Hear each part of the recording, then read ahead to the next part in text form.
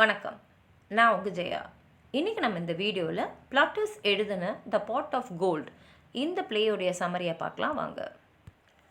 Titus மேக்யூஸ் பிளாட்டஸ் மிக சிறந்த ஒரு ரோமன் காமெடி ரைட்டர். இவர் வாழ்ந்த காலம் 254லேருந்து 184 பிசி. இவருடைய முக்கியமான படைப்புகள்னு பார்த்திங்கன்னா அலலிரியா, அதாவது த பாட் ஆஃப் கோல்ட். இன்னொன்று மேனேஜ்மீ. இந்த பிளேயோட தொடக்கத்தில் ஒரு ப்ரொலாக் வருது. அந்த ப்ரொலாகை பேசுகிறது ஒரு வீட்டு கடவுளான லர். அவர் என்ன சொல்கிறாருன்னா, இந்த வீட்டில் இருக்கிற பெண் எனக்கு ரொம்ப மரியாதை கொடுக்கறதுனால இப்போ இந்த வீட்டில் இருக்கக்கூடிய அவளுடைய தந்தைக்கு அவருடைய தாத்தா ஒரு காலத்தில் புதைச்சி வச்ச ஒரு பானை முழுக்க தங்கத்தை நான் தரப்போகிறேன். அந்த வகையில் என்ன ஆகும்னா, அந்த பணம் கிடச்சிதுன்னா அந்த பொண்ணு ஒருத்தரை விரும்புகிறா. அவள் இப்போ ப்ரெக்னெண்ட்டாகவும் இருக்கா. அப்போது அந்த பாட் ஆஃப் கோல்டு கிடச்சிதுன்னா, அந்த தங்கத்தெல்லாம் கிடச்சிதுன்னா அவள் விரும்புகிறவரே கல்யாணம் பண்ணிக்க முடியும். ஆனால் அதை செய்யறதுக்கு அதுக்கு முன்னாடி இப்போ அவள் விரும்புகிறாள் ஒருத்தரை, அவருடைய அங்கிளை இந்த பொண்ணுக்கு ப்ரப்போஸ் செய்ய வைக்க போகிறேன் அப்படின்னு சொல்கிறாரு. இப்போ அந்த பொண்ணுடைய அப்பா யாருன்னா யூக்ளியோ. அவர் தான் அந்த மாஸ்டர் ஆஃப் த ஹவுஸ். அவர் அவரோட ஹவுஸ் கீப்பர்னு ஸ்டெப்லியாவை கூப்பிட்டு வீட்டை பத்திரமா பார்த்துக்கோ, நான் வெளியில் போய் எனக்கு இப்போ எல்லாருக்குமே பணம் தருவாங்களே வீடு வீட, அந்த பணத்தை நான் வாங்கிட்டு வந்துடுறேன் அப்படின்னு சொல்லிட்டு போகிறாரு. இப்போ வீட்டுக்கு பக்கத்தில் இன்னொரு வீட்டில் மெகடோரஸ்ன்னு ஒரு பணக்காரர் இருக்கார். அவர் கொஞ்சம் வயசானவர் தான், ஆனால் இன்னும் அவர் திருமணம் செஞ்சுக்கல. அவருடைய சகோதரி யுனோமியா அவர்கிட்ட சொல்லின்னு இருக்கா, உனக்காக ஒரு பணக்கார பொண்ணை நான் பார்த்துருக்கேன், உனக்கும் வயசாகிடுச்சு, அந்த பொண்ணு கொஞ்சம் வயசாகிருக்கு, அதனால் 2 பேருக்கும் நல்ல மேட்சாக இருக்கும் அப்படின்னு அவர் சொல்கிறான். ஆனால் மெகடோரை சொல்கிறாரு, இல்லை இப்போ நம்ம வீட்டுக்கு பக்கத்தில் அவங்க ஏழையாக இருந்தாலும் அந்த பொண்ணு சின்ன வயசு பொண்ணாக இருக்குது, அதனால் நான் அவளை திருமணம் செஞ்சுக்கலான்னு நினைக்கிறேன் அப்படின்னு சொல்லும் போது யூக்ளியா வெளியில் வராரு. இவரும் வெளியில் யூக்ளியா கிட்ட போய் சொல்கிறாரு, இந்த மாதிரி உங்கள் பொண்ணை நான் திருமணம் செய்யறதுக்கு ஆசைப்பட்றேன்னு. இப்போ யூக்ளியா என்ன நினைக்கிறாருன்னா, ஒருவேளை நமக்கு இந்த புதையல் கிடச்சதை இவர் தெரிஞ்சிருப்பாரோ அப்படின்னு அவர் யோசிக்கிறாரு. அதனால் சொல்கிறாரு, சரி என் பொண்ணை நான் உனக்கு திருமணம் பண்ணித்தரேன், ஆனால் டௌரியெலாம் அதுவும் தரமாட்டேன் அப்படின்னு சொல்லும் போது அவர் சொல்கிறார், இல்லை நான் அதெல்லாம் எதிர்பார்க்கல, எனக்கு நீ உங்கள் பொண்ணை மாத்திரம் கொடுத்தா போதும் அப்படின்னு சொன்னோன்னே அவர் ஒத்துக்கிறாரு. இப்போ மெகடோரஸ் அவரோட அடிமையான ஸ்ட்ராப்லஸை கூப்பிட்டுட்டு திருமணத்துக்கு வேண்டிய விஷயம்லாம் போய் வாங்கிட்டு வா அப்படின்னு சொல்கிறாரு. அதே மாதிரி யூக்ளியாவும் அவருடைய ஹவுஸ் கீப்பரான ஸ்டெப்லியாவை கூப்பிட்டுட்டு என் பொண்ணுக்கு நான் திருமணம் செய்ய போகிறேன், அதனால் திருமணத்துக்கு வேண்டியதெல்லாம் தயார் பண்ணணுன்னு ஸ்டெஃப்லியாவுக்கு ஒரு மாதிரி ஆகிடுது. ஏன்னா ஸ்டெஃப்லியாவுக்கு அவங்களோட பொண்ணு ப்ரெக்னெண்ட்டாக இருக்கான்றது தெரியும். இப்போ ப்ரெக்னெண்ட்டாக இருந்து இன்னும் கொஞ்சம் நேரத்தில் குழந்தை பிறக்கிற நிலமையில் இருக்கா, அவளுக்கு இப்போ திருமணம் பண்ணால் எவ்வளோ அவமானமாக ஆகிடும் அப்படின்னு அவள் யோசிச்சுட்டு இருக்கா. அப்போ இந்த ஸ்ட்ராபலஸ் திருமணத்துக்கு தேவையானதெல்லாம் வாங்கிட்டு வந்திருக்காரு. நிறைய உணவு பண்டங்கள் வாங்கிட்டு வந்திருக்காரு, 2 ஆடு, அப்புறம் இல்லாமல் கூட 2 நடனம் ஆடும் பெண்களையும் 2 சமைக்கிறவங்களையும் அழைச்சிட்டு வந்திருக்காரு. அவருக்கு என்ன இன்ஸ்ட்ரக்ஷன் கொடுத்துருக்காங்கன்னா, எதை வாங்கிட்டு வந்தாலும் பாதி இந்த வீட்டுக்கு பாதி அந்த வீட்டுக்கு அனுப்பிடணுன்னு. அதே மாதிரி அவர் என்ன சொல்கிறாருன்னா, எல்லாம் ஒரு சமையல்காரர், ஒரு மியூசிக் நடன பெண்மணி அப்படின்னு சொல்லிட்டு எடுத்துகிட்டு வந்த பொருளையும் பாதி பாதியாக பிரிச்சுடுறாரு. இப்போ அந்த குக் ஸ்கேல ஏற்கனவே சொல்கிறாரு, இந்த மாதிரி யூக்ளியா ரொம்ப ரொம்ப கஞ்சன், அதனால் அவங்ககிட்ட இருந்தெல்லாம் நீங்கள் எதுவும் எதிர்பார்க்க முடியாது, எது வேணாலும் இங்கேருந்தே நீங்கள் கேளுங்க, நான் கொடுத்து அனுப்புகிறேன் அப்படின்னு.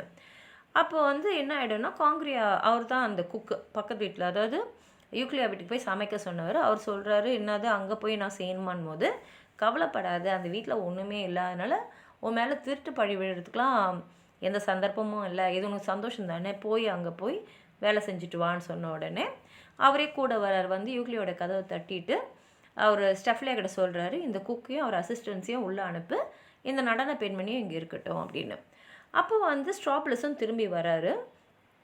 அவர் என்ன நினைக்கிறாருன்னா, இப்போ இந்த சமையல் பண்ணுறாங்களா அவங்களுக்குலாம் ஒரு பல்ல மாதிரி பண்ணி அங்கே சமைக்க சொன்னால் அவங்க வீட்டிலேருந்து எதையும் திருட மாட்டாங்க அப்படின்னு நினச்சிட்டு இருக்காரு.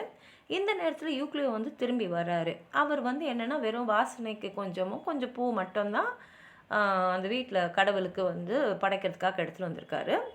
அப்போ அவர் காதில் இந்த குக்கு ஏதோ பானை வேணும்னு சொல்கிற மாதிரி கேட்டோன்னே அவருக்கு பயம் வந்துடுது. நம்ம பானையில் தங்கம் வச்சுருந்தோமே, அதை இவங்க கண்டுபிடிச்சிட்டாங்களான்னு சொல்லிட்டு அங்கே ஓடுறாரு. அதே சமயத்தில் மெகடோரஸ் வீட்டில் இருக்கிற சமையல்காரரான ஆந்த்ராக்ஸ் ஒரு பேன் வேணும் சமைக்கிறதுக்குன்றதுனால மெக்கடாரஸ் வீட்டிலேருந்து வெளியில் வராரு. வெளியில் வந்தோடனே யூக்ளியா வீட்டிலேருந்து பயங்கர சத்தம் கேட்டு அவர் பயந்து போய் உள்ளே ஓடி போயிடுறாரு. என்ன ஆயிருக்குன்னா யூக்ளியா வந்து காங்கிரியை போட்டு நல்லா அடி அடின்னு அடித்து திருத்தியிருக்காரு. காங்கிரி அங்கேருந்து வெளியில் ஓடி வராரு. யூக்ளியா வெளியில் வந்துட்டு கத்தினே வராரு. அப்புறம் அவர் முடிவு பண்ணுறாரு, நம்ம முதல்ல போய் நம்ம தங்கம் பத்திரமா இருக்கா அப்படின்னு பார்க்கலாம் அப்படின்னு சொல்லிட்டு போகிறாரு. அதுக்கப்புறம் உள்ளே போனவர் தங்கம் பத்திரமா இருக்க பார்த்தோன்னு சந்தோஷமாயிடுது. ஆனால் வீட்டில் வச்சுக்கிறது பத்திரமா இருக்காதுன்னு சொல்லிட்டு அவர் என்ன பண்ணுறாரு, அவருடைய ஆடைக்குள்ளே அந்த பானை ஒழிச்சு மெதுவாக வெளியில் வராரு. அப்போ தான் அவர் சொல்கிறாரு, அந்த பானையை அவர் ஒழிச்சு வச்சுருந்தால அது பக்கத்தில் வந்து ஒரு சேவல் இருக்கிறத பார்த்து அதை வந்து கட்டையாலேயே அடித்து சாவடிச்சிட்ருக்காரு. இப்போ என்ன பண்ணுறாருன்னா அதை பத்திரமா வைக்கிறதுக்காக வெளில போயிருக்காரு. மெகடோரஸ் திரும்பி வீட்டுக்கு வர்றாரு. அவருக்கு ரொம்ப சந்தோஷம். ஏன்னா நண்பர்கள்லாம் வந்து இது நல்ல முடிவு, நீ இந்த பக்கத்து வீட்டில் இருக்கிற பொண்ணை கல்யாணம் பண்ணிக்கணும்னு நினச்சது ரொம்ப நல்ல முடிவு அப்படின்னு சொல்லியிருக்காரு. இவர் என்ன நினைக்கிறாருன்னா, பணக்காரங்களாம் வந்து ஏழை பெண்களை தான் கல்யாணம் பண்ணிக்கணும். ஏன்னா நம்ம பணக்கார பெண்களை கல்யாணம் பண்ணிக்கணும்னு நினச்சோன்னா அப்போனா நமக்கு நிறையா டௌரி வரலாம். ஆனால் அதுக்கப்புறம் அந்த பணக்கார பெண்களுக்கு அவங்க அதே வாழ்க்கையை வாழணும்னு நினைக்கும் போது நமக்கு நிறைய செலவாகும் அப்படின்னு சொல்லிட்டு வரும்போது இதை வந்து யூக்ளியா கேட்டுட்டு அவருக்கு ரொம்ப திருப்தி ஆகிடுது. ஆனால் அவர் என்ன சொல்கிறாருன்னா, மெகடோரஸ் உன் வீட்டில் எல்லாம் திருடங்களாக வச்சுட்டுருக்க, அத்தோடு நீ எனக்கு கொடுத்த ஆடு வந்து ரொம்ப ரொம்ப ஒல்லியாக இருக்குது, அதில் சதை ஒன்றும் அவ்வளோ நல்லாவே இல்லை, நிறையா இல்லை அப்படின்றாரு. அப்போ மெகடோரஸ் சொல்கிறார், சரி சரி நான் ஒன்று உனக்கு கொஞ்சம் வயன் அனுப்புவான் போது யூக்ளியா இல்லை இல்லை நான் எதுவும் குடிக்க மாட்டேன் அப்படின்னு சொல்லிடுறாரு. அப்புறம் மெகடோரஸ் போனோடனே யூக்ளியா என்ன நினைக்கிறாருன்னா, சரி இந்த பானையில் இருக்கிற தங்கத்தை வந்து நம்ம பக்கத்தில் இருக்க டெம்பிள் ஆஃப் ஃபேத்தில் ஒழிச்சு வச்சிடலாம், அங்கே யாரும் இதை எடுக்க மாட்டாங்கன்னு சொல்லிட்டு எடுத்துன்னு போகிறாரு. இப்போது யூக்ளியோட பெண் வந்து லவ் பண்ணுறது லைகானெட்ஸ்ன்ற ஒருத்தர் தான். இந்த லைகானெட்ஸோட அங்கிள் தான் வந்து மெகடோரஸ். இந்த லைகானெட்ஸ் அவரோட அடிமையோடு வந்துட்டுருக்காரு. அவர் என்ன சொல்கிறாருன்னா, ஒரு அடிமையோட கடமை என்னன்னா அவர் மாஸ்டரோட ஆசையெல்லாம் நிறைவேற்றி வைக்கணும் அப்படின்னு சொல்லிட்டு வராரு. இப்போ யூக்ளியா வந்து கோயிலேருந்து வெளியில் வராரு. வந்துட்டு அந்த கோயிலில் இருக்கிற தெய்வத்துக்கிட்ட என் தங்கத்தை பாதுகாப்பாக வச்சுருக்கோ அப்படின்னு சொல்லிட்டு வேண்டுறாரு. இது லைகானெட்ஸோடைய அடிமை வந்து கேட்டுறாரு. அதனால் அவர் என்ன நினைக்கிறாருன்னா, சரி இங்கே ஏதோ ஒரு தங்கத்தை ஒழிச்சு வச்சுருக்காரு, நம்ம போய் பார்க்கலாம் அப்படின்னு நினைக்கிறாரு. ஆனால் வெளியில் வந்து கொஞ்சம் தூரம் போன யூக்ளியோவுக்கு ஏதோ ஒன்று மனசில் தோணி உடனே வேகமாக ஓடி வர்றாரு. வந்து பார்த்தா இந்த அடிமை அந்த கோயிலில் இருக்கிறத பார்த்துட்டு அவரை வேகமாக வெளியில் எடுத்துன்னு வந்துட்டு அவர் முழுக்க தேடி பார்க்குறாரு.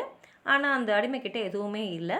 அதனால் அவர் என்ன சொல்லிடுறாரு, நீ இங்கெல்லாம் இருக்கக்கூடாது, போயிடுனோடனே அந்த அடிமை போகிற மாதிரி போயிட்டு ஒரு இடத்துல ஒளிஞ்சிக்கிட்டு இவர் என்ன பண்ணுறாருன்னு பார்க்குறாரு. யூக்ளியா அந்த கோயிலுக்குள்ளே போயிட்டு திரும்பி அந்த தங்கத்தை வெளியில் எடுத்துன்னு வர்றாரு. வெளியில் வந்தவர் என்ன சொல்கிறாருன்னா, இந்த சமயம் வந்து நான் என்ன பண்ண போகிறேன்னா, சில்வேனியஸ் அது வந்து அந்த ஊரை விட்டு வெளியில் இருக்கிற ஒரு குரூப், அந்த இடத்துல தான் நான் இந்த தங்கத்தை எடுத்து வைக்க போகிறேன்னொன்னே இந்த அடிமை அவர் வரத்துக்கு முன்னாடியே அந்த இடத்துக்கு ஓடி போயிடுறாரு. இப்போ மெகடோரஸோட நெவ்யூ தான் லைகானெட்ஸ், அதாவது மெகடோரஸோடைய சகோதரி பையன் தான் லைகானெட்ஸ். அவர் அம்மா யுனோமியோடு வராரு. என்னன்னா அவருடைய லவ்வை பற்றியும் யுனோமி கிட்ட சொல்லிட்டாரு. அது மாத்திரம் இல்லை, கூடிய சீக்கிரத்தில் அவங்க 2 பேருக்கும் குழந்தையும் பிறக்க போகுதுன்றதையும் சொல்லிட்டதுனால எப்படியாவது நீ தான் வந்து மாமா கிட்ட சொல்லி இந்த கல்யாணத்தை நிறுத்த சொல்லணும் அப்படின்னு சொல்லும் போதே பக்கத்து வீட்டிலேருந்து ஒரு பொண்ணு வந்து பிரசவ வேதனையில் துடிக்கிற சத்தம் வருது. யுனோமியா வந்து உள்ளே போகிறாங்க. லைகானெட்ஸ் வந்து அவருடைய அடிமையை தேடி பார்க்குறாரு. அப்போ அந்த அடிமை வந்து திரும்பி வரும்போதே வந்து ஏதோ பேசிக்கிட்டே வரான், தங்கத்தை கண்டுபிடிச்சிட்டேன், அதை வந்து நான் எங்கேயாவது போய் என் வீட்டில் போய் எங்கேயாவது ஒழிச்சு வைக்க போகிறேன்னு சொல்லிட்டு வரான். அதே சமயம் யூக்ளியா ஓடி வராரு. அவர் வந்து பதட்டத்தில் இருக்கார். ஏன்னா அவருடைய பானை, தங்கம் இருக்கிற பானை வந்து காணாமல் போயிடுச்சு. இப்போ லைகானெட்ஸ் வந்து என்ன நினச்சிக்கிறாருன்னா, யூக்ளியஸ் ஏதோ வருத்தத்தில் இருக்காரே, ஒருவேளை குழந்தைய பற்றி தெரிஞ்சிடுச்சு போல இருக்குது, நம்ம என்ன செய்கிறது அப்படின்னு யோசிச்சுட்டு சரி அவர்கிட்ட போய் உங்ககிட்ட நான் ஒன்று ஒத்துக்கணும், நான் ஒன்று சொல்லணும் போது யூக்ளியா நினச்சிக்கிறாரு, ஓ இவர் தான் நம்மளுடைய தங்கத்தை எடுத்திருக்காரு போல இருக்குன்னு.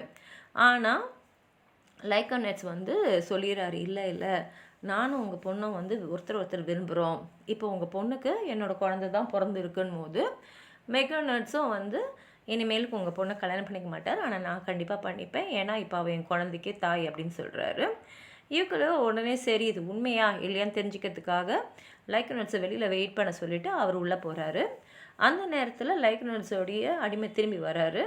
அவர் வந்து வரும்போது அவரே பேசிகிட்டே வர்றாருப்பா, தங்கத்தை எப்படியும் கண்டுபிடிச்சிட்டோம் அப்படின்னு சொல்லும் போது அவர் வந்து லைகானெட்ஸ் வந்து கேட்குறாரு, என்ன என்ன என்ன ஏதோ சொல்லினே இருக்கேன் போது அந்த அடிமை சொல்கிறான், எனக்கு வந்து விடுதலை வேணும்னு. அப்போ எப்படி ஏதுன்னு கேட்கும் போது அந்த அடிமை சொல்கிறாரு, நான் யூக்லியோட தங்கத்தை பார்த்துட்டு அதை நான் எடுத்துட்டேன், உங்ககிட்ட நான் அதை கொடுத்துட்றேன், எனக்கு விடுதலை கொடுத்துடுங்கன்னு. ஆனால் லைக்கனஸ் சொல்கிறாரு, அது நம்மளுடைய தங்கம் இல்லை, அது யூக்லியோடது, அதனால் நம்ம வந்து முறைப்படி பார்த்திங்கன்னா நம்ம வந்து அவருக்கு தான் திருப்பி கொடுக்கணும் அப்படின்னு அவர் பேசின்னு இருக்காரு. கடைசியில் ப்ளே எப்படி முடியுதுன்னா, யூக்லியோக்கு அவருடைய தங்கம், அந்த பானை முழுக்க இருக்க தங்கம் திரும்பி கிடச்சிடுது. ஆனால் இப்போ வந்து அவர் மனசு மாறிட்டதால் அந்த தங்கத்தை அப்படியே அவருடைய பெண்ணான ஃபெட்ரியாவுக்கும் லைக்கனஸுக்கும் கொடுத்துட்றாரு. 2 பேரும் அதுக்கப்புறம் திருமணம் பண்ணிட்டு ரொம்ப சந்தோஷமாக வாழுறாங்க. இதுதான் அந்த ப்ளேயோட கதை. உங்களுக்கு எதாவது சொல்லணும்னு நினச்சிங்கன்னா கீழே இருக்கிற கமெண்ட் பாக்ஸில் எழுதுங்க. இந்த வீடியோவை லைக் பண்ணுங்கள், உங்கள் ஃப்ரெண்ட்ஸோடு ஷேர் பண்ணுங்கள். சப்ஸ்கிரைப் பண்ணாதவங்களாம் ப்ளீஸ் சப்ஸ்கிரைப் பண்ணி சப்போர்ட் பண்ணுங்கள். நன்றி.